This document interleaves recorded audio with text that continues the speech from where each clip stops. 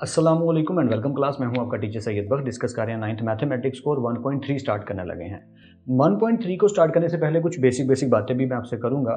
ये पूरी exercise word problems पे बेस करती है, वो बचपन की भद्दी वर्ड प्रॉब्लम्स नहीं कि जिनको देखते ही मुंह सड़ जाता था, तबीयत में उकताहट सी आ जाती थी, जैसे कोई करेला खा लिया हो, मूड ऑफ हो जाता था कि यार ये क्या अजीब सी बातें हैं। सारा बोर्ड 3 मैंगोज फ्रॉम बाजार एंड इट गोट एक्सेट्रा के वो अजीब से क्वेश्चन आपको याद होंगे। तो हमें सादे तरीके से नहीं बताया जाता था। मैं पूरी कोशिश करूंगा कि 1.3 के 9 क्वेश्चंस 9 के 9 को आपको आसान करके सिंपल करके बताऊं, ताकि आप इन क्वेश्चंस को पहेलियों की तरह लो और चुटकी से सॉल्व कर लो, पर समझ के। रट्टा सिस्टम नहीं। मैथ्स को करने का तरीका ही ये है कि क्वेश्चंस को देखा जाए, अंडरस्टैंड किया जाए और फिर सोल्यूशन की तरफ मूव ऑन किया जाए। अच्छा, 1.3 से पहले कुछ बेसिक बातें बताई गई हैं जो दुनिया में कॉमन यूनिट के कन्वर्जन हैं। ये यूनिट कन्वर्जन मतलब फिजिक्स में भी इंशाल्लाह पढ़ेंगे कहीं ना कहीं, the conversion of the universal system of conversion of units. कि देखें, अगर सिंपल सी बात है, अगर कोई पर्सन आपसे आके कहे कि $1 कितने का, यार आजकल आपको गया तकरीबन 280 रुपीज़ के अमाउंट के करीब है, तो बताओ $10 कितने के होंगे। आप कहेंगे 280 को 10 से मल्टीप्लाई करो, यार 2800 रुपये के करीब अमाउंट बनेगी। ये जो आपने मल्टीप्लाई किया, दिस इज कॉल्ड कन्वर्जन। अभी अभी आपने कन्वर्ट करके बताया, लेकिन उसके लिए आपको $1 की अमाउंट कितनी होती है वो पता होना जरूरी था। जी हाँ, वही खेल है कि अगर 1 केजी में कितने ग्राम्स होते हैं जी, 1000 ग्राम्स होते हैं। हाफ केजी में 500 ग्राम्स होते हैं। तो अगर मुझे कोई कहे कि 2.5 केजी में कितने ग्राम्स होंगे, मैं कहूँगा 2.5 को मल्टीप्लाई कर देते हैं, 1 केजी में कितने ग्राम है, 1000 ग्राम्स। तो 1000 को मल्टीप्लाई कर दो 2.5 से, 2500 ग्राम्स आ जाएगा जी। 2.5 केजी में 2500 ग्राम्स होते हैं। इसका मतलब आपको यूनिट का कन्वर्जन सिस्टम पता है, क्योंकि बचपन से आप ये क्वेश्चंस करते आ रहे हैं। यहाँ पे कुछ मोटी मोटी बातें वैसे पहले कर लेते हैं, फिर क्वेश्चन पे जल्दी से जंप करेंगे। And sorry for boring you, शुरू करते हैं। टेम्परेचर क्या है? दुनिया में अलग अलग एरियाज अलग अलग टर्म यूज करते हैं टेम्परेचर की, और टर्म के यूज करते ही यूनिट चेंज हो जाता है। जैसे वेस्ट में अमेरिका यूरोप वाली साइड पे, ब्रिटिश साइड पे फ़ारेनहाइट टेम्परेचर के लिए वर्ड यूज किया जाता है, जबकि हमारे यहाँ ईस्ट में अमेरिका, पाकिस्तान, हिंदुस्तान, बांग्लादेश, अफगानिस्तान, यहाँ पर सेंटीग्रेड वर्ड यूज किया जाता है। और अगर कोई साइंटिफिक कैलकुलेशन कहीं की जा रही हो तो वहाँ टेम्परेचर को केल्विन के तौर पर यूज करते हैं, के से डिनोट करते हैं। तो तीनों के तीनों कन्वर्जन यहाँ पे लिख दिए गए हैं फॉर्मूला के तौर पे, कि अगर कोई मुझे सेंटीग्रेड दे तो मैं उसे फ़ारेनहाइट बना सकता हूँ, फ़ारेनहाइट दे तो फॉर्मूला में अप्लाई करके सेंटीग्रेड निकाल सकता हूँ, ऐसे ही केल्विन निकाल सकता हूँ सेंटीग्रेड से। So it will be easy for us, क्योंकि कन्वर्जन के फॉर्मूला आने चाहिए। अब बात करते हैं फाइनेंस की, अकाउंट्स की। जो लोग BCom, MBA इन साइड्स पे जाते हैं, CA ACCA करते हैं, फाइनेंस वाली साइड पे दो बेसिक बातें की जाती हैं। वैसे बहुत सारे फॉर्मूलाज हैं, लेकिन मैंने मोटा मोटा ये लिख दिया कि इजी समझ आ जाए। प्रॉफिट क्या होता है? अगर मुझे कोई आकर कहे कि सर मैंने ये जो मार्कर है ये 80 रुपीज़ का खरीदा, ठीक है, तो कॉस्ट प्राइस क्या है जो मैंने खरीदा? अच्छा, बेचा कितने का? सर मैंने 120 का बेच दिया। तो इसका मतलब ये हुआ कि सेल प्राइस में से अगर आप माइनस कर दो कॉस्ट प्राइस, यानी जितनी अमाउंट का आपने बेचा उसमें से माइनस कर दो जितने का आपने खरीदा था, तो आपका क्या निकल आता है? प्रॉफिट निकल आता है। हु बहू इसके ओपोजिट, अगर मुझे कोई आकर कहे कि यार ये कितने का खरीदा था, मैं कहूँगा यार कॉस्ट प्राइस मेरी 80 आई थी, ठीक है। अच्छा, तो तुमने बेचा कितने का? यार ये 60 का बिका यार। ओके, 60 का बिका, तो लॉस कितने का हुआ? सर 20 रुपीज़ का लॉस हुआ। तो प्रॉफिट का फॉर्मूला क्या है कि जो आपकी सेल्स प्राइस है, जितने का आपने बेचा उसमें से माइनस कर दो जो आपकी कॉस्ट प्राइस है। और लॉस का फॉर्मूला क्या है कि जो आपकी कॉस्ट प्राइस है, जितने का आपने खरीदा, उसमें से माइनस कर दो सेल प्राइस के बेचा कितने का, तो आपका लॉस निकल आता है। इसी चीज को अगर वो कहे परसेंटेज में निकालना, तो कोई दिक्कत की बात नहीं। याद रखिएगा कि अगर प्रॉफिट हो परसेंटेज में या लॉस हो परसेंटेज में, दोनों सूरतों में आपने करना क्या है कि जो आपका प्रॉफिट है, ठीक है, आपने उसको डिवाइड कर देना, जैसे 40 किस पे? कॉस्ट प्राइस पे जितने का, और मल्टीप्लाई किस पे कर देना है? 100 पे। यहाँ पे भी ऐसा ही कि जो आपका लॉस है आपने उसको डिवाइड किस पे कर देना है? कॉस्ट प्राइस पे, और मल्टीप्लाई किससे कर देना है? 100 से। तो आपका लॉस परसेंटेज में निकल आएगा, प्रॉफिट परसेंटेज में निकल आएगा। तो ऐसे ही कुछ बड़ी बड़ी मोटी मोटी सी बातें यहाँ लिखी हैं जो मैंने आपको आसान करके बताने की थोड़ी सी कोशिश की है। Now let's get back to the exercise now. या क्वेश्चन नंबर 1, क्वेश्चन की स्टेटमेंट स्टेट करती है, कहती है the sum of 3 consecutive number. अच्छा, यहाँ बुक में इंटीजर्स लिखा है, sorry for my wrong writing है, यहाँ आएगा इंटीजर्स, ठीक है। 3 कंसेक्यूटिव इंटीजर्स। इंटीजर्स पे हम काफी डिटेल से बात कर चुके हैं। 1.1 के अंदर मैंने काफी लेक्चर्स अच्छे से रिकॉर्ड करके अपलोड किए थे कि नंबर सिस्टम क्या होता है, नंबर्स किस तरह के होते हैं, रैशनल इरेशनल। तो अगर वो नहीं देखा तो प्लीज प्लेलिस्ट को फॉलो करिएगा। 9th मैथमेटिक्स फुल बुक की भी प्लेलिस्ट बनी है, 9th मैथमेटिक्स एक्सरसाइज 1.1, 1.2, 1.3 की भी मैं सीक्वेंस में बनाता जा रहा हूँ, तो प्लीज उसे जरूर देखिएगा ताकि आपकी सीक्वेंस में कोई वीडियो मिस ना हो। 3 कंसेक्यूटिव इंटीजर्स, मान लीजिए 3 नंबर है, ठीक है, तो वो कह रहे हैं तीनों को अगर हम इस 42, तीनों का दोबारा रिपीट करता हूँ, द सम ऑफ, वो कह रहे हैं 3 नंबर्स का सम, 3 नंबर कंसेक्टिव है, कंसेक्टिव इकट्ठे, यानी कि एक नंबर अगर मुझे कोई कहे कि कंसेक्टिव का क्या मतलब है, तो मैं ये कहूँगा कि अगर एक मार्कर ये है, मैं समझाने के लिए ऐसे पकड़ लेता हूँ, ये एक मार्कर है, तो इससे अगला ये मार्कर है, इससे अगला यानी जो जुड़े हुए नंबर है, अगला नंबर उससे अगला नंबर, तो 3 कंसेक्टिव नंबर, अगर मुझे कोई कहे 3 एक नंबर है, तो इससे कंसेक्टिव अगला नंबर क्या होगा, मैं कहूँगा यार 3 में 1 ऐड कर दो, उसके बाद उससे अगला क्या होगा, मैं कहूँगा 3 में 2 ऐड कर दो। तो हम ऐसे अज्यूम कर लेते हैं, लेट्स अज्यूम या let's suppose it, first integer is, let's assume first integer is x, तो सेकंड इंटीजर क्या होगा, या now you can assume it, now the second integer we are going to assume it is x plus 1, तो third integer क्या होगा, third integer भी assume कर लेते हैं, थर्ड इंटीजर होगा, जैसे मैंने अभी अभी आपसे कहा कि कंसेक्टिव इकट्ठे, तो वो होगा x प्लस 2, सिंपल हो गया ना, कि अगर एक नंबर 3 है तो 3 प्लस 1 उससे अगला नंबर है, 3 प्लस 2 उससे अगला नंबर है, तो कंसेक्टिव का ये मतलब होता है इकट्ठे। तो 3 नंबर्स मैं यहाँ लिख के देता हूँ, x plus 1 and x plus 2, 3 consecutive numbers को, the sum of 3 consecutive integers, 3 numbers को अगर हम ऐड करें इज 42, तो क्या आता है 42, this is the question statement, ये क्वेश्चन में स्टेटमेंट बताई गई है। ओके, तो करना फिर क्या है, करना ये फाइंड 3 इंटीजर्स, हमने ये तीनों इंटीजर्स फाइंड करके देने हैं, क्या आंसर क्या आता है, क्वेश्चन समझ आ गया होगा, मैं फिर से रिपीट कर देता हूँ, 3 कंसेक्टिव इकट्ठे इंटीजर्स हैं जिनका सम, ये जो सम है भाई साहब, तीनों का सम अगर हम करें तो वो कह रहे हैं आता है 42, बताओ इन तीनों इंटीजर्स की वैल्यूज क्या है। तो हम एक पहेली इसको समझ लेते हैं कि 3 ऐसे नंबर सोचने हैं जो इकट्ठे हैं तीनों नंबर, ठीक है, जैसे 5 6 7, अगर 5 6 7 को ऐड किया जाए तो 18 बनता है, 7 और 6 13, 13 और 5 18, ठीक है, तो 3 वो कंसेक्टिव नंबर कौन से हैं जिन्हें ऐड करके 42 बनता है, दिस इज द रिडल, पहेली है ये, ठीक है। तो शुरू हो जाते हैं, हमें क्या दिक्कत, हम सिंपली सिंप्लीफाई करते जाते हैं, x ब्रैकेट ओपन कर दो प्लस x प्लस 1 प्लस ये भी ब्रैकेट ओपन कर दो x प्लस 2, आ गया 42, होपफुली यहाँ तक क्लियर है। x वालों को पहले लिख लेते हैं, x फिर से x फिर से x प्लस 1 प्लस 2 बिकम्स 42। मेरे सर कहते होते थे कभी भी ये वाला स्टेप करो तो एक दफ़ा काउंट जरूर कर लिया करो, 1 2 3 4 5, 1 2 3 4 5, तो वैल्यूज पूरी हैं, ठीक है। ओके, x प्लस x कितनी दफ़ा x जी 3 दफ़ा x, ओके, 2 प्लस 1 कितने हो गए जी 3 हो गए, ये हो गया 42 अपनी जगह पे, होपफुली यहाँ तक क्लियर है। और आपको पता होगा कि अगर कहीं लिखा हो a प्लस बी, उस तरफ लिखा है c मान लीजिए, ठीक है, तो प्लस बी उधर आके क्या हो जाएगा माइनस बी, ठीक वैसे ही अगर कहीं लिखा हो a माइनस बी, तो माइनस बी उधर जाके क्या हो जाएगा प्लस बी, तो ये मैथ्स में रूल है, ठीक वैसे ही हो रहा है, प्लस 3 इधर आके क्या हो गया माइनस 3, ओके, 42 में से 3 को माइनस करें तो क्या आता है जी 39 आता है, या तो 3 इधर मल्टीप्लाई है ना, तो उधर आके क्या हो जाएगा डिवाइड, जैसे प्लस उधर जाके माइनस हो जाता है, माइनस उधर जाके प्लस हो जाता है, वैसे ही मल्टीप्लाई इधर आके क्या हो जाता है डिवाइड, तो सिंपली मैथ से डिवाइड कर दो, 3 1 3, 3 3 9, 3 को 13 से मल्टीप्लाई करेंगे तो 39 आ जाएगा, दैट्स इट। तो फर्स्ट इंटीजर तो हमने निकाल लिया जो कि क्या है x, फर्स्ट इंटीजर मतलब देखिए अभी अभी सामने लिखा हुआ है कि आपने 3 इंटीजर्स फाइंड करने हैं, x is your first integer that we already got x 13, तो सेकंड इंटीजर क्या होगा, सेकंड इंटीजर के लिए x प्लस 1, यानी x की वैल्यू जो भी है वो क्या है 13, उसमें प्लस 1 कर दो तो आंसर क्या आया 14, ये हमारा सेकंड इंटीजर आ गया। ओके ओके, थर्ड इंटीजर की बात करते हैं, थर्ड इंटीजर कहता है x में ऐड कर दो 2, तो 13 में अगर 2 ऐड करेंगे तो आंसर क्या आएगा 15, तो ये आ गया हमारा थर्ड इंटीजर। तो हम कह सकते हैं 3 कंसेक्टिव इंटीजर्स आर 13, 14 एंड 15, और अगर आप इन तीनों को ऐड करो तो वही बनता है जो हमें डिमांडेड है, जो कि क्या है 42, करके देख लीजिए, 15 में 14 ऐड करो 29, 29 में 13 ऐड करो 42, या तो यही तो बात थी पहले, यही तो थी कि 3 इकट्ठे, देखो इकट्ठे है ना नंबर, 3 कंसेक्टिव नंबर्स बताओ जिन्हें ऐड करने से 42 बनता है, बताओ वो 3 नंबर कौन से हैं, वो ये 3 नंबर हैं।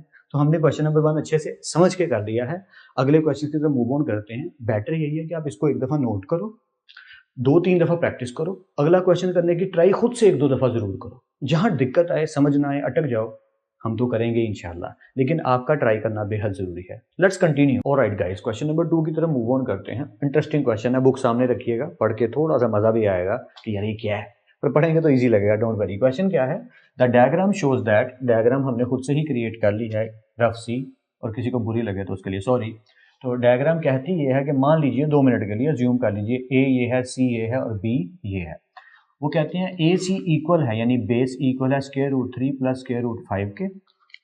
एरिया टोटल जो हमारी ट्राइंगल है ना उसका ए बी सी का इक्वल है 1 प्लस स्क्वायर रूट 15 के। और ए बी जो लाइन है यानी ये जो एरिया है हाइट, इसको हमने फाइंड आउट करना है। अब हम ये जानते हैं कि इसको फाइंड आउट करने का बड़ा इजी सा तरीका है, हमें फॉर्मूला पता होना चाहिए कि एरिया ऑफ ट्रायंगल का फॉर्मूला क्या होता है, क्योंकि अगर हमें ये पता है तो हम क्वेश्चन को आसानी से सॉल्व कर सकते हैं। तो ये तो हमें अल्हम्दुलिल्लाह पता है कि एरिया ऑफ ट्रायंगल बड़ा आसान सा आंसर होता है कि 1/2 जो भी हमारी बेस होती है हम उसे मल्टीप्लाई कर देते हैं किससे, उसकी लेंथ से यानी उसकी हाइट से। यहाँ पे ज़्यादातर लेंथ वर्ड लिखा जाता है, लेकिन मैं आपको समझाने के लिए सिर्फ हाइट लिख रहा हूँ, ठीक है। अब हमें ये फॉर्मूला पता है, so according to this scenario हम देख सकते हैं कि हमारे पास 3 चीजें होती हैं, area of triangle, base and height, ठीक है। तो अब इन तीनों में से 2 चीजें हमारे पास हैं एंड थर्ड हमें फाइंड आउट करनी है। वो 2 कौन कौन सी हैं? एरिया ऑफ ट्रायंगल हमें मालूम है क्योंकि उन्होंने गिवन दिया हुआ है 1 प्लस स्क्वायर रूट 15, तो इसकी जगह हम लिख देंगे 1 plus square root 15, 1/2 as it is, उसे नहीं छेड़ेंगे। बेस हमें गिवन है वो क्या है, square root 3 plus square root 5। अब ये चीज़ जो है ये मल्टीप्लाई किससे हो रही है, मैं इसको ब्रैकेट को कुछ इस फॉर्म में कर दूं, हो रही हाइट से, जिसे हमने नाम दे दिया बुक से लेकर ए बी, जो हमें फाइंड आउट करना है। So this is our question in the form of this now, कि हम इस क्वेश्चन को इस फॉर्म में ले आए कि हम इसको सॉल्व करेंगे। अब हमें ये पता है कि जो चीज़ डिवाइड हो रही होती है वो इधर आके मल्टीप्लाई हो रही होती है, और जो चीज़ इधर मल्टीप्लाई हो रही है वो इधर आके डिवाइड होती है। तो इसको थोड़ी सी सादी शक्ल बनाकर लिख लेते हैं कि 2 भाई साहब जो डिवाइड हो रहे हैं वो इधर आके क्या हो जाएंगे, मल्टीप्लाई, यानी 1 प्लस स्क्वायर रूट 15 के साथ ये भाई साहब मल्टीप्लाई हो जाएंगे। और नीचे जो चीज़ लिखी है वो एज इट इज, यानी square root 3 plus square root 5 ऐसे ही है, और यहाँ लिखा हुआ है ए बी।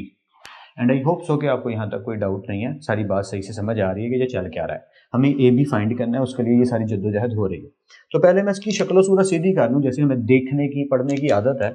हमें आदत है कि जिस चीज़ को हमने फाइंड करना होता है उसे हम लेफ्ट पे लिख लेते हैं, और जिसे सॉल्व करना है उसे राइट पे लिख लेते हैं, यानी 1 plus square root 15 over square root 3 plus square root 5। Okay, यहाँ तक हम पहुँच गए। अब यहाँ से बात जो इंटरेस्टिंग शुरू होती है वो ये कि हमें पता है कि इसका सोल्यूशन क्या करें, इसको किस तरीके से बनाएं कि इसका आंसर निकल आए। सो हम थोड़े जीनियस हैं, हमें पता है कि इसको सॉल्व करने का तरीका क्या होगा कि फ्रैक्शन में जो वैल्यू लिखी है हम उसको रैशनलाइज कर सकते हैं। एंड आई थिंक सो कि आपको रैशनलाइज याद होगा क्या होता है।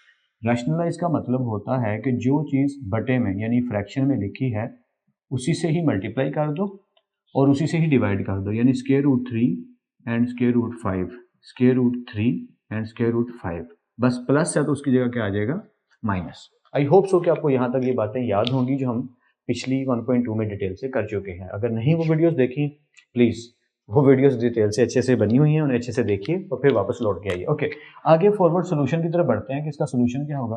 देखिए 2 जैसे लिखा है उसे एज इट इज लिखा रहने देते हैं, बाकी इन भाई साहब को बाहर रख के 2 को इनसे बातचीत करते हैं कि इनके साथ आगे क्या सलूक हो रहा है, क्योंकि 2 का सोल्यूशन बाद में करते हैं। ओके, जब हम इसके सोल्यूशन की तरफ बढ़ेंगे तो ऊपर जो वैल्यूज हैं वो है 1 plus square root 15 into 3 minus square root 5। नीचे की तरफ आए तो क्या देखते हैं कि एक दफ़ा ये वैल्यू प्लस में लिखी है सेम वैल्यू, और एक दफ़ा वैल्यू माइनस में लिखी है, और ये दोनों हो क्या रही हैं, multiply. And you know that कि ये मैं क्यों कह रहा हूँ, क्योंकि हम इस टॉपिक को काफ़ी दफ़ा डिस्कस कर चुके हैं पहले भी कि अगर 2 वैल्यूज लिखी हों, एक दफ़ा प्लस में और एक दफ़ा माइनस में, और बीच में मल्टीप्लाई हो, कुछ ना हो तो मल्टीप्लाई होता है ब्रैकेट्स के, तो पहली वैल्यू का स्क्वायर माइनस दूसरी वैल्यू का स्क्वायर हम लिख सकते हैं। दिस इज अलाउ, ठीक है। ओके, आगे बढ़ते हैं। तो ये 2 एज इट इज। अब हमने क्या देखा, अच्छा पहले ऊपर वाली वैल्यूज की बात कर लेते हैं कि उनके साथ सोल्यूशन क्या होगा। हमने ये देखा कि पहले 1 इन दोनों से मल्टीप्लाई हो रहा है, तो 1 को पहले इन दोनों से मल्टीप्लाई करते हैं, जो कि क्या है, square root 3 minus square root 5। उसके बाद प्लस 15 आ गया जी, प्लस 15 आ गया स्क्वायर रूट के साथ। ये अच्छे से समझना है कि स्क्वायर रूट को भूलना नहीं, वरना सारा क्वेश्चन गलत हो जाएगा। ये वाला जो प्लस है ना, ये आ गया स्क्वायर रूट 15, अब इन दोनों से मल्टीप्लाई होगा, यानी स्क्वायर रूट 3 से भी माइनस और स्क्वायर रूट 5 से भी। होपफुली ऊपर वाली पूरी लाइन आपको अच्छे से समझ आ गई है। Let me repeat it once more for you. 1 भाई साहब जो है square root 3 minus square root 5 से मल्टीप्लाई हुए, फिर ये जो प्लस है ये वाला, वो इंक मेरी थोड़ी सी लूज कर गई है, कोई बात नहीं, सो इसको बाद में देख लेते हैं।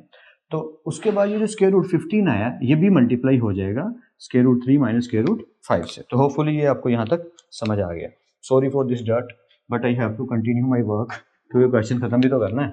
अब नीचे हमने क्या देखा कि एक दफ़ा वैल्यू प्लस में और एक दफ़ा माइनस में लिखी है, यहाँ पे भी निशान छोड़ दिए हमने।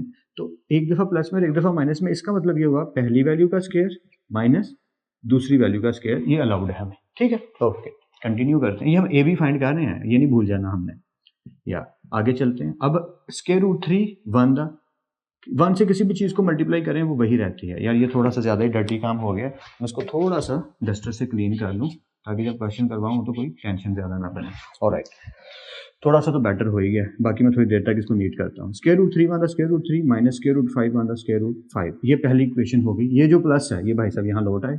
स्क्वायर रूट 15 और स्क्वायर रूट 3, एक बात याद रखिएगा, कहाँ समझाऊँ, यहीं समझा देते हैं रफ वर्क में, कि अगर square root 2 multiply square root 3 लिखा हो तो ये याद रखना हमने कि मल्टीप्लाई का मतलब है दोनों को एक ही स्क्वायर रूट में किया जा सकता है, यानी कि 3 to the 6 आएगा ये। This is allowed in mathematics, ये बात आपने याद रखनी है। Okay, so according to this scenario 15 3 ये क्या बन जाएगा 45।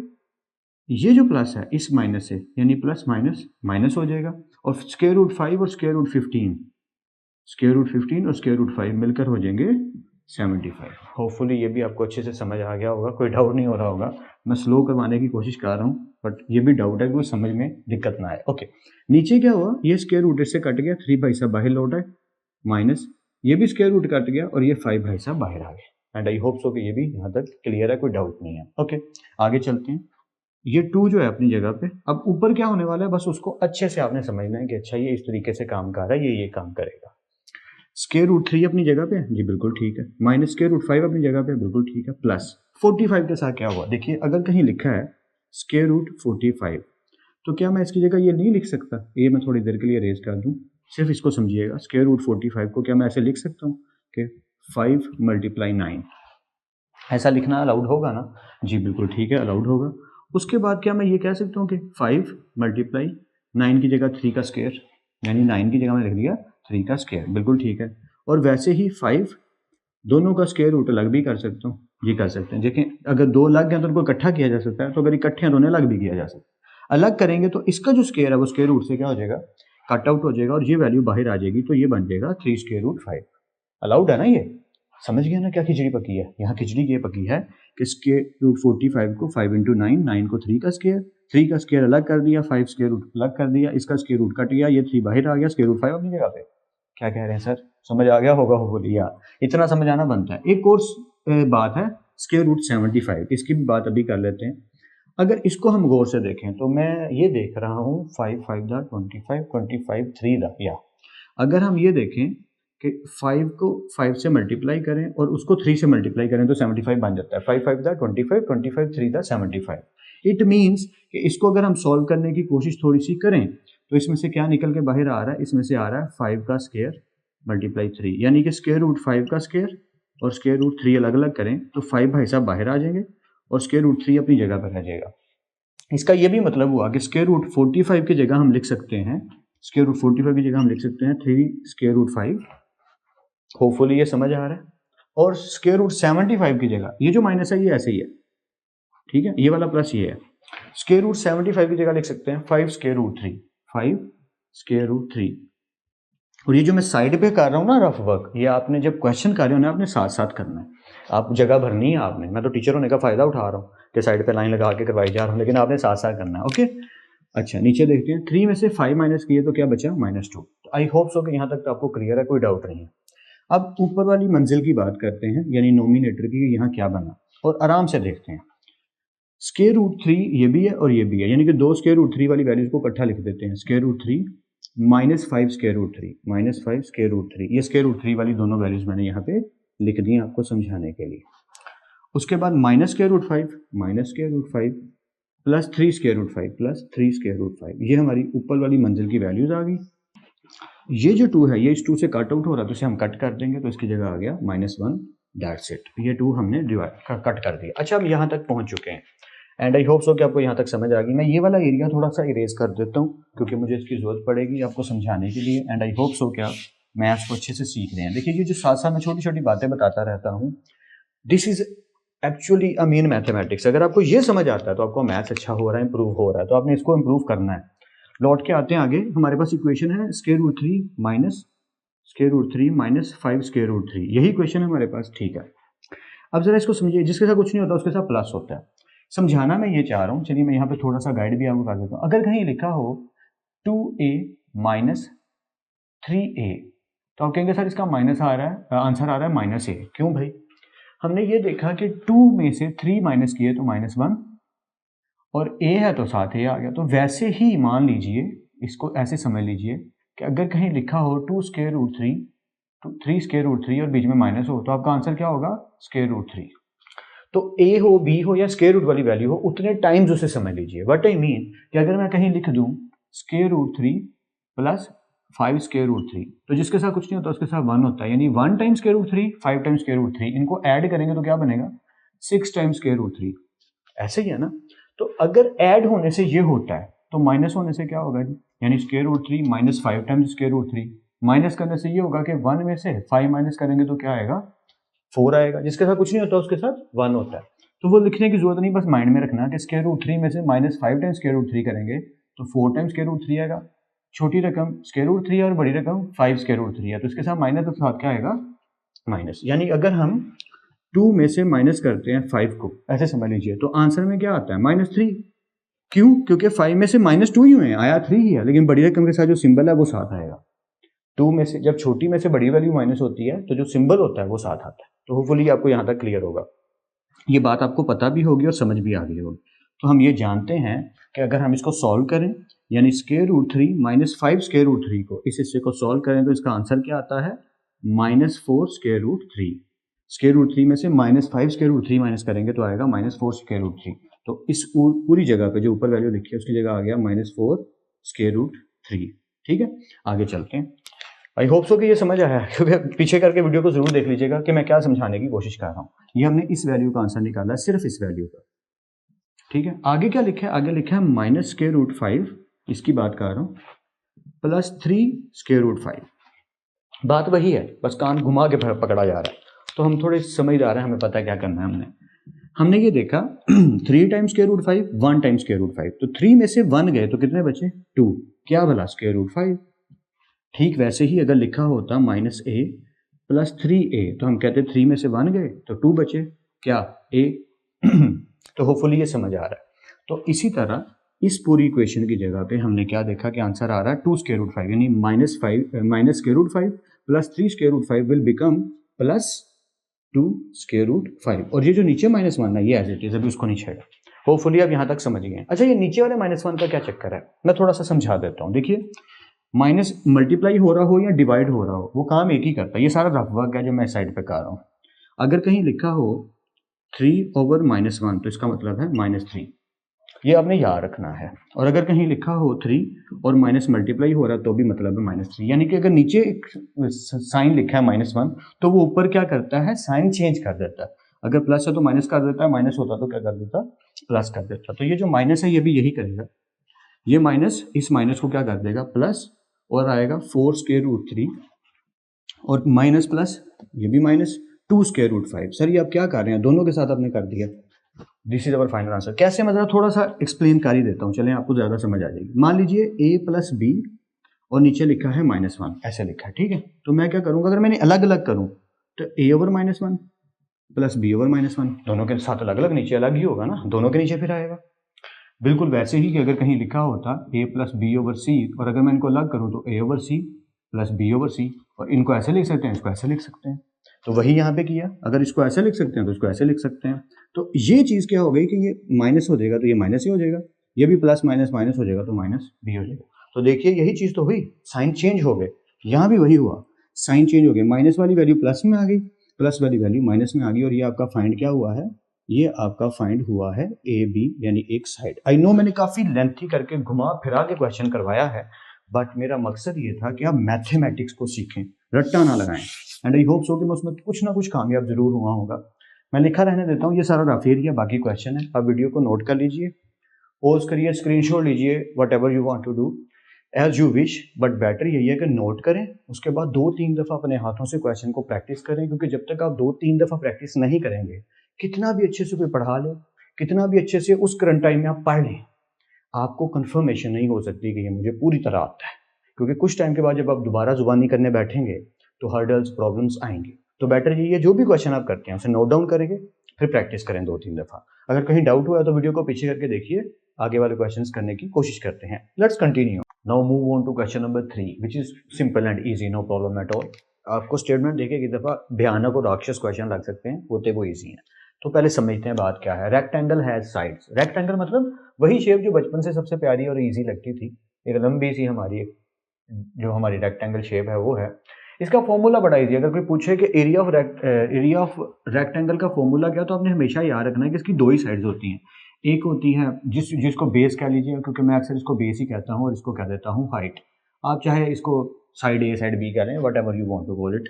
तो अगर हम बेस को मल्टीप्लाई कर दें हाइट से, तो ये एरिया ऑफ रेक्टेंगल निकल आता है। कुछ लोग हाइट को लेंथ कहते हैं, मैं बार बार इसका जिक्र कर रहा हूँ, वो आप कह सकते हैं, नोट अ बिग डील। तो हमें ये बता दिया उसने, rectangle has sides of length, दो साइड्स हैं, 2 + √8 एंड 5 - 4/√2। अच्छा, इसके साथ ना अक्सर एम लिखा होता है मीटर, वो यूनिट को बताना चाह रहा है। अच्छा, करना क्या है, express the area of triangle. ये तो रेक्टेंगल होनी चाहिए यार, वो मैंने देख लिया रेक्टेंगल ही है, मैंने थोड़ी सी गलती की हुई है, उसके लिए सॉरी, कि यहाँ पे रेक्टेंगल ही आएगा। Alright, now let's continue. तो एरिया ऑफ रेक्टेंगल फाइंड करना है, और लिखना किस फॉर्म में है, a + b √2। उसने खुद ही बता दिया कि आंसर की फॉर्म कुछ यूं होगी। तो हम ज़्यादा टेंशन नहीं लेते, हम सोल्यूशन की तरफ मूव ऑन करते हैं बिना टेंशन लिए। हमें पता है एरिया इज इक्वल टू दोनों साइड्स की मल्टीप्लिकेशन। तो पहली साइड हमारे पास क्या गिवन है, 2 + √18 मल्टीप्लाई, और दूसरी साइड हमारे पास क्या गिवन है, दूसरी साइड गिवन है 5 माइनस, ओके ये थोड़ा इंटरेस्टिंग होगा, 4/√2। चलिए, अब काफ़ी ज़्यादा सारी चीज़ें सीख के फिर वापस लौट के आते हैं। काफ़ी ज़्यादा मतलब 1-2 चीज़ें, क्योंकि वो सीखनी ज़रूरी है। मान लीजिए अगर मैं ये कह दूं कि मेरे पास एक वैल्यू है 3, और ये बराबर है 2√3 के। आप कहेंगे सर कुछ पकड़ में नहीं आ रही बात, कहना क्या चाह रहे हैं। मैं ये कहना चाह रहा हूँ कि अगर कहीं लिखा हो 2 दफ़ा √3 और √3, और मैं उसके इक्वल लिख दूं 3, तो ये भी अलाउड है। और अगर कहीं लिखा हो 3 और मैं उसके इक्वल लिख दूं √3 मल्टीप्लाई √3, तो ये भी अलाउड होना चाहिए। क्यों भाई, ऐसा क्यों? देखें, अगर मान लेते हैं 2 मिनट के लिए कि एक पर्सन है, उसने देखा कि √3 मल्टीप्लाई √3, तो इसका मतलब क्या बनता है, √3 का स्क्वायर, और स्क्वायर स्क्वायर से कट गया तो क्या आया, 3। तो यही तो मैं कह रहा था।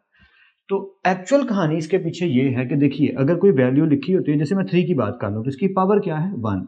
अगर मैं इसको ये कह दूं कि √3 और √3, तो बात असल में ये है कि √3 का मतलब होता है कि इसकी पावर क्या हो गई, हाफ, और इसकी पावर भी क्या हो गई, हाफ। तो हाफ और हाफ, यानी अगर 1 किलो एक चीज़ है, तो हम उसको 2 आधा किलो नहीं लिख सकते हैं, क्योंकि आधा किलो और आधा किलो जब ऐड होंगे तो फिर से किलो ही बनेगा। बेशक आप करके देख लीजिए, वैसे इसकी जरूरत नहीं है, लेकिन मैं समझाने के लिए बता रहा हूँ। यानी बेसिस सेम हो तो पावर्स क्या हो जाती हैं, ऐड हो जाती हैं। तो अगर आप इसे ऐड भी करोगे तो वही चीज़ बनेगी, दोनों की फ्रैक्शन सेम है, तो ये ऐसे ही आएगा, 1 + 1 आ जाएगा। यानी कि क्या बन गया, 2/2। जब ये कटेगा तो फिर से क्या बन गया, जहां से बात शुरू हुई थी। मकसद क्या है ये पूरी कहानी सुनाने का, अगर कहीं लिखा हो √4, तो मैं इसकी जगह पे ये भी लिख सकता हूँ 2 का स्क्वायर कट करके 2, और अगर मैं चाहूँ इसको तो इस फॉर्म में भी लिख सकता हूँ कि √4, सॉरी अगर खाली 4 लिखा है, तो मैं इसको लिख सकता हूँ √4 और √4 2 दफ़ा। ये बात भी याद रखनी, ये भी एक अलग से प्रोसेस याद रखना है कि अगर √4 को सॉल्व करें तो ये बन जाता है, और अगर हम खाली 4 को देखें तो उसको 2 दफ़ा स्क्वायर रूट के साथ लिखा जा सकता है। ये छोटी छोटी बातें याद रखनी है, जब हम क्वेश्चन को करें तो आपके काफ़ी काम आएंगे। शुरू करते हैं। सोल्यूशन करने से पहले शक्लों को थोड़ा सा आसान बना देते हैं, ताकि हमें दिक्कत किसी किस्म की ना आए। देखिए, क्वेश्चन कुछ हमें इस तरीके से दिया गया कि 2 + √18 मल्टीप्लाई 5 - 4/√2। अब हम इसको ऐसा सॉल्व करेंगे, ये थोड़ी सी सादी शक्ल में आ जाए, ताकि हमें करना थोड़ा सा इजी दिखने लगे। वो क्या किया जा सकता है, जरा उसकी पहले बात कर लेते हैं। वो यूं किया जा सकता है कि ये लिखा हुआ 18, क्या मैं इसकी जगह लिख सकता हूँ 9 × 2। सर आप ऐसा क्यों कर रहे हैं, मैं बता देता हूँ। देखिए, √18 है, तो अगर हम इसकी जगह लिख दें 9 × 2, तो इसका फायदा ये होगा कि 3 का स्क्वायर हो जाएगा, 2 इधर आ जाएगा। 3 का स्क्वायर हम अलग कर लेंगे और √2 अपनी जगह पे रहेगा। ये कट जाएगा, 3 भाई साहब बाहर आ जाएंगे और 2 अपनी जगह पे रहेगा। तो हमारा खेल ही कुछ यूं है। अब आपको कोई बंदा आके कहे यार ये आपको कैसे कोई जादू से पता चलती है बात कि 9 × 2 करना है, नहीं कोई जादू नहीं है, ये सिंपल हमारा बचपन का एलसीएम है कि 18 को जब हम एलसीएम लेना शुरू करते हैं 2 से, तो 2 9 दा 18, फिर 3 3 दा और फिर 3 1 दा। मुझे यहाँ से पता चलता है कि मैंने स्क्वायर रूट 18 को लिख लेना है 2 इंटू 3 इंटू 3। तो चाहे आप ऐसे कर लें चाहे आप वैसे कर लें सॉरी फॉर दिस, ये दोनों सूरतों में ठीक ही बात है। ओके, कंटिन्यू करते हैं। तो हमने इसकी जगह पे लिख दिया, मैं थोड़ा सा इरेज करके नीट लिख दूं 2 इंटू 3 इंटू 3। होपफुली ये क्लियर है आपको। मल्टीप्लाई 5 माइनस, अब ये इंटरेस्टिंग है। तो 4 की जगह क्या मैं लिख सकता हूँ 2 इंटू 2? आई थिंक सो आप बात समझ रहे हैं। मैंने 4 की जगह लिख दिया 2 इंटू 2 और आई थिंक सो ये आप समझ गए कि अलाउड है। ये यहां तक पहुंच गए। आगे चलते हैं। 2 प्लस, अगर इसको देखा जाए तो इसका मतलब ये हुआ 2 मल्टीप्लाई 3 का स्क्वायर। मैंने एक स्टेप खा लिया, दोनों को अलग स्क्वायर रूट में कर दिया और 3 क्योंकि 2 टाइम्स है तो उसका क्या आ गया स्क्वायर। मल्टीप्लाई, आगे चलते हैं 5 माइनस, इस ब्रैकेट की बात करते हैं। अब यहां क्या होगा, ये जो एक 2 है, एक 2 उसकी जगह मैं लिख दूंगा स्क्वायर रूट 2 स्क्वायर रूट 2 और आगे वाला जो 2 है वो एज इट इज, उससे नहीं छेड़ा और नीचे क्या आ गया स्क्वायर रूट 2। समझ गए ना? खिचड़ी पक गई सर, क्या कह रहे हैं आप? मैं समझा देता हूँ। ये एज इट इज है 2 प्लस स्क्वायर रूट के अंदर जो चीजें थी 3 का स्क्वायर अलग कर लिया, 2 अलग कर लिया, इधर आए 5 माइनस एज इट इज, नीचे वाला square root 2 as it is. सिर्फ इस हिस्से की मैं बात कर रहा हूँ, ये जो नीचे वाला स्क्वायर रूट 2 है ना, ये एज इट इज है, इसे नहीं छेड़ा। इस 2 इंटू 2 को, ये भी 2 एज इट इज है, इसे भी नहीं छेड़ा। सिर्फ इस 2 की जगह पे, इस 2 की जगह पे मैंने लिख दिया square root 2 into square root 2 and I hope so कि ये आपको समझ आ रहा है। ऐसा मैंने क्यों किया उस पर भी हम बात कर लेते हैं, डोंट वरी। ये मैंने इसलिए किया क्योंकि नीचे वाला स्क्वायर रूट 2 काम खराब कर रहा है, तो मैं इसे कट करना चाहता हूं, तो ये 1 से कट जाएगा। बिल्कुल मैथ्स में अलाउड है। अगर कहीं लिखा हो, ये याद रखिएगा 2 ओवर स्क्वायर रूट 2, तो मैं इसकी जगह लिख सकता हूँ ऊपर वाले 2 की जगह 2 दफा स्क्वायर रूट 2 और नीचे वाला स्क्वायर रूट 2। अब ये 1 कट जाएगा और जो बचेगा वो हमारा फाइनल आंसर होगा। तो मैथ्स में ये चीजें अलाउड हैं और ये छोटी छोटी चीजें अगर आपको आती हैं तो आपका मैथ्स इंप्रूव करने लगेगा। आगे चलते हैं नेक्स्ट स्टेप की तरफ। आगे हमने क्या देखा, ये 2 है प्लस ये स्क्वायर रूट 2 है अपनी जगह पे है, ये मल्टीप्लाई का सिंबल, ये स्क्वायर रूट कट जाएगा और 3 भाई साहब बाहर आ जाएंगे। तो उसको लिखने का सही तरीका क्या होगा, मैं थोड़ा सा नीट करके लिख दूं।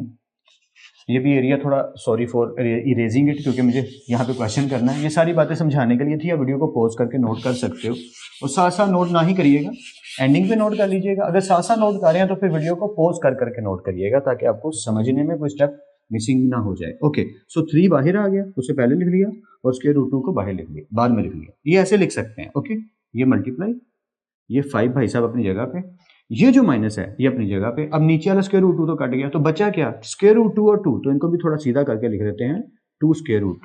तो आई थिंक सो अब दोनों साइडों पे जो मैंने खेल खेला था वो समझ गए होंगे। यहाँ पे स्क्वायर रूट 18 करते करते 3 स्क्वायर रूट 2 की शक्ल में चला गया और यहाँ पे 4 ओवर स्क्वायर रूट 2 करते करते 2 स्क्वायर रूट 2 की शक्ल में चला गया और ये बहुत ईजी शक्ल बन गई है सॉल्व करने के लिए। आई थिंक आप बात भी समझ पा रहे हैं कि 4 को पहले 2 मल्टीप्लाई 2 हमने किया, जब ये वाला 2 था इसकी जगह 2 दफा स्क्वायर रूट 2 लिख लिए, नीचे वाला स्क्वायर रूट 2 अपनी जगह पे रहा, एक स्क्वायर रूट 2 कट गया, 2 स्क्वायर रूट 2 बच गया, इधर भी 3 का स्क्वायर जो था स्क्वायर रूट से कट गया, 3 बाहर आ गया और स्क्वायर रूट 2 अपनी जगह पे।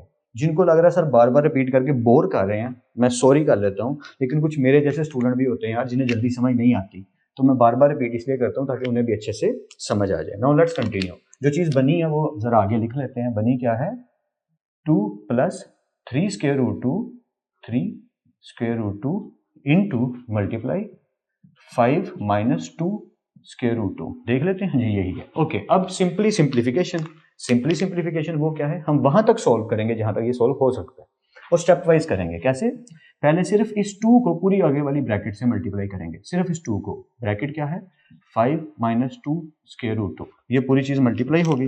ओके, अब ये वाला जो प्लस भाई साहब है, ये प्लस 3 स्क्वायर रूट 2 को 3 स्क्वायर रूट 2 को मल्टीप्लाई करेंगे इसी पूरी ब्रैकेट से। अब दूसरी वैल्यू भी पूरी ब्रैकेट से मल्टीप्लाई होगी जो कि क्या है 5 minus 2 square root 2 and hopefully यहां तक आपको क्लियर है। Now let's do it step wise. 2 जब मल्टीप्लाई होगा तो 2 5 the 10 minus 2 2 the 4 square root 2 अपनी जगह पे। अच्छा, ये चीज याद रखिएगा कि अगर कभी भी एक वैल्यू मल्टीप्लाई होती है, सिंपल वैल्यू है, और दूसरी वैल्यू स्क्वायर रूट में है, तो बाहर वाली वैल्यू सिर्फ बाहर वाली से मल्टीप्लाई होगी। 6 2 the 12 square root 11 uh sorry. Okay, और इसी तरह अगर लिखा है square root 2 multiply 2 square root, मान लीजिए अंदर भी 2 है या 3 कर लेते हैं तो आपको चेंज करने के लिए, समझाने के लिए, तो जो बाहर वाली वैल्यू है वो बाहर ही रहेगी और 3 2 द 6 अंदर वाली सिर्फ मल्टीप्लाई हो जाएंगी। ये मैथ्स के सिंपल लॉजिक्स हैं। अकॉर्डिंग टू दैट 2 2 द 4, ये जो प्लस है ये एज इट इज। अब बाहर वाली वैल्यू है तो 3 5 द 15 और स्क्वायर रूट 2 अपनी जगह पे। बट ऐसी भी तो सिचुएशन हो सकती है जो अब है कि दोनों तरफ बाहर वाली वैल्यू भी है और स्क्वायर रूट वाली वैल्यू भी है। या क्या कहना चाह रहा हूँ मैं कि अगर लिखा हो 2 स्क्वायर रूट ए, ऐसे समझ लीजिए, मल्टीप्लाई 6 स्क्वायर रूट बी, तो ऐसी सिचुएशन में क्या होगा, 6 टू द 12 और दोनों स्क्वायर रूट वाली वैल्यू आपस में मल्टीप्लाई हो जाएंगी, ए बी। और अगर ये भी कोई वैल्यू होती, मान लीजिए यहाँ लिखा होता 2 और यहाँ लिखा होता 4, तो 4 और 2 मिलके क्या हो जाता है 4 टू द 8, यानी कि 6 टू द 12 और 4 टू द 8, दोनों चीजें आपस में मल्टीप्लाई अगर हो रही हैं तो मल्टीप्लाई हो जाएंगी, स्क्वायर रूट वाली अलग और बाहर वाली अलग। तो यहाँ भी वही होगा, plus minus minus 3 two the 6 और स्क्वायर रूट 2 और स्क्वायर रूट 2 दोनों है, तो दोनों को एक ही स्क्वायर रूट में कर लेंगे। एंड आई होप सो यहाँ तक आपको क्लियर है। सॉरी, आई होप सो कि क्लियर है। कहीं डाउट हो तो वीडियो को पीछे करके आप देख सकते हो। मैं इतना स्लो इसीलिए कर रहा हूँ, कोई स्टेप ना छूट जाए, कहीं डाउट ना हो। ओके, कंटिन्यू करते हैं। सो 10 माइनस 4 स्क्वायर रूट 2, इसका तो कुछ नहीं हो रहा, इसको अभी ऐसे लिखा रहने देते हैं, हालांकि हो रहा है, प्लस 15 स्क्वायर रूट 2, इसे भी ऐसे लिखा रहने देते हैं, माइनस 6, 2 मल्टीप्लाई 2, इसका मतलब ये हो गया 2 का स्क्वायर, यानी ये स्क्वायर रूट काट जाएगा। चलिए अगले स्टेप में काटते हैं, अभी एक एक स्टेप करके करते हैं ताकि कोई गलती की गुंजाइश ना रहे। ओके, आगे चलते हैं। 10 माइनस, अब जरा देखिएगा, 15 times 15 square root 2, 4 square root 2, अगर कहीं लिखा हो, एक छोटा सा इशू आ गया, वीडियो रिकॉर्ड हो रही थी और कहीं से कैमरा ऑफ हो गया, बट लेट्स कंटिन्यू।